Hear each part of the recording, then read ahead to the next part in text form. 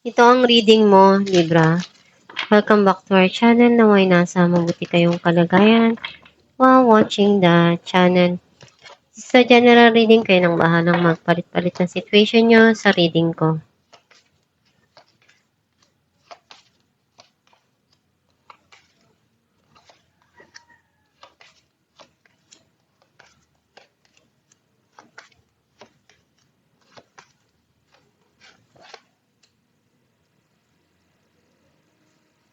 At the bottom of the deck, Six of Wands.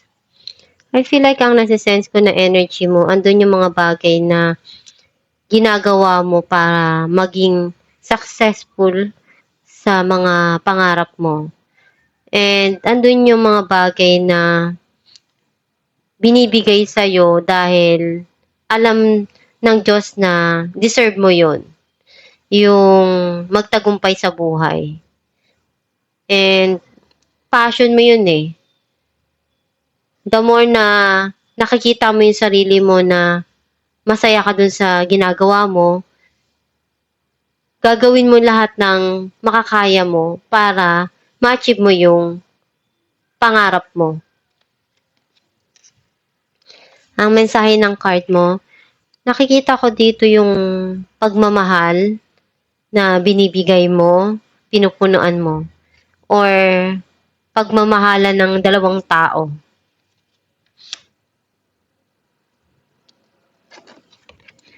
Nagkaroon dun ng paghihiwalay, pagkakagulo, hindi nagkasundo. Nagkaroon ng ending dun sa situation na yun. And may papasok na new beginning para sa'yo. Nakita ko na yung pagmamahal na sobra-sobra. Yung pagkikare and nurture na binibigay mo, gusto mo, ganun din yung maibalik sa'yo.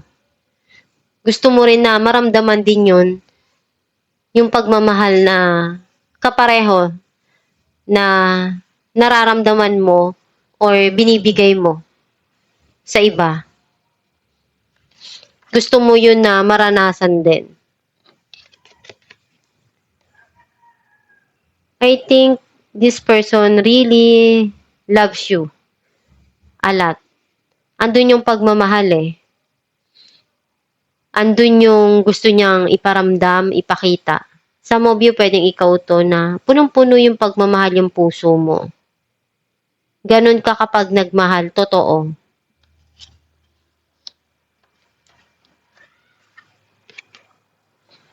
Nakikita ko yung communication, yung clarity na gusto mong ipaliwanag dun sa side na alam mo na nararamdaman mo. Alam mo kasi sa sarili mo kung ano yung tama eh. Kaya may mga bagay ka dito na gusto mo nang ituwid, iayos. Nagkaroon ng pagsisisi and pinag-iisipan mong maigi kung ano yung paraan para tulungan mo yung sarili mo na kung ano yung mga nangyari sa nakaraan, hindi na maulit. Some of you, merong offer na darating. Sobrang busy mo dun sa career mo, sa trabaho mo. Kumbaga, marami kang ginagawang paraan para mapaunlad yung sarili mo, yung pangkabuhayan mo. Some of you, someone sa buhay mo na gusto ipakita yung passion or yung kanyang affection towards you. May tao dito na gusto niyang i-offer yung kanyang love for you. Yung pagmamahal, yung feelings, gusto niyang sabihin sa'yo, yung nararamdaman niya. Or pwedeng ikaw din to na gusto mong iparamdam sa mga mahal mo sa buhay, yung pagmamahal na nararamdaman mo. Clarify natin ng 2 of Cups. 10 of Pentacles and the Lovers. Nakita ko na meron ditong tao na nagmamahal sa'yo, ganun ka rin. Pinupunuan lahat ng pagkukulang. Pwedeng nagkakaroon ng communication, ng pag-uusap around the family, or pwedeng sa inyong dalawa. Kasi yung gusto niya yung long-term na relationship, na pagsasama. Parang proposal, kumbaga, or engagement. Clarify natin ang Queen of Cups. 6 of Pentacles and the Tower. I think something here na you need to balance yung mga dumarating sa'yo. Kung ano yung binigay mo, mas gusto mo kasi yung tumutulong ka, yung nagpapasaya ka ng iba, napapasaya mo yung puso, yung nai-share mo kung ano yung meron ka. Some of you, nagkaroon man ng pagtatapos, paghihiwalay, and you feel something here na very emotional. Naiiyak ka pa kapag naaalala mo kasi marami kayong pinagsamahan. Clarify natin ng Queen of Swords. The Sun and 3 of Wands. Unti-unti ka na nagiging okay. Nag-heal ka na rin, nagiging masaya ka na rin, pero you still waiting pa rin. I don't know kung hinihintay mo yung person na bumalik or may hinihintay ka, may gusto kang puntahan, pwedeng nasa malayo. Clarify natin Knight of Wands. 5 of Swords and 8 of Pentacles. Very busy pagdating sa trabaho. May mga gusto ka ng kalimutan na very emotional sa'yo, na kumbaga nangyari dun sa past mo. Ngayon mas gusto mong paglaanan ng oras yung work mo, yung pera mo, kung paano mo mapapaunlad. Clarify natin ang the Tower. The Hierophant and 6 of Pentacles. Nakita ko dito na something here na you want to share or may marireceive ka na regalo or blessing na pinaghirapan mo din. Kumbaga, some of you, nakikita ko na may marriage na involved. Binibigay mo kung ano yung makakaya mo dun sa mga situation na dumarating dun sa around the family, around the marriage. Kasi meron ditong new beginning. You try pa rin na mag-effort. Kasi mahal mo yung pamilya mo. Clarify natin ang King of Cups. 8 of Wands and Knight of Wands. May darating dito na opportunity para sa'yo na paglalaanan mo ng oras.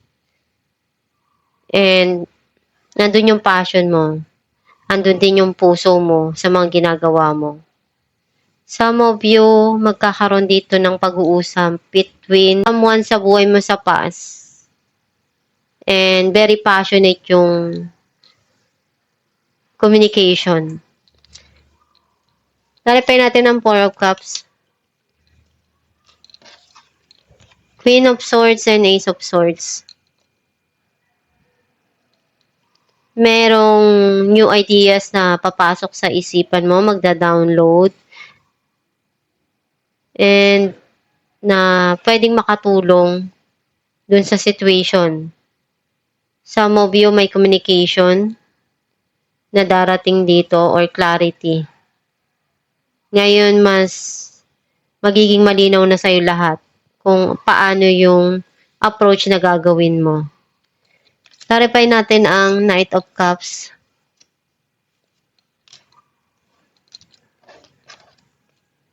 Nine of Swords and the Moon. Nakikita ko na itong tao na to, sobrang lungkot niya. Hindi ka pa rin niya makalimutan. Pero tinatago niya lang deep inside yung nararamdaman niya, yung feelings niya. Ayaw niyang ipakita, ayaw niyang sabihin kung ano yung kanyang totoong nararamdaman. Right now, masyado pa siyang nalulungkot, nai-stress. Alamin natin kung ano mensahe ng iyong gabay.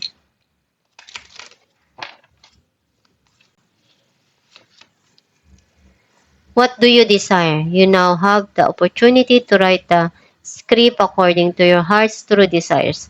Once you clearly decide upon your true desires and know that you are ready and deserving of them, they will rush into your life as if by magic. Ang mensahe ng iyong gabay na ano ba talaga yung gusto mong mangyari sa buhay mo? Ano ba talaga yung gusto ng puso mo at magpapasaya para sa'yo? Ayun yung gawin mo. Ayun yung hanapin mo at kung ano yung dumarating na opportunity or binibigay sa'yo, ikaw lang yung makakapag-decide kung ano yung para sa'yo, masaya ka doon. Kung ano yung sa tingin mo, matutupad yung mga pangarap mo, ipagpatuloy mo lang as long na saya ka doon, wala kang nasasalsaang ibang tao, at alam mo sa sarili mo na positibo ka dun sa mga magiging resulta nung mga pinaghirapan mo. Basta gawin mo lang palagi na magdasal, kumunik ka kay God para mas mabilis na darating yung mga blessings sa'yo, mas magiging maganda yung mga dumarating sa buhay mo, at mas maganda yung masaya ka sa ginagawa mo. Kasi nai-enjoy mo yung every moment na nagtatagumpay ka. At itong yung reading, Libra, kung nakaresonate ka, kindly comment down below. Thank you for watching.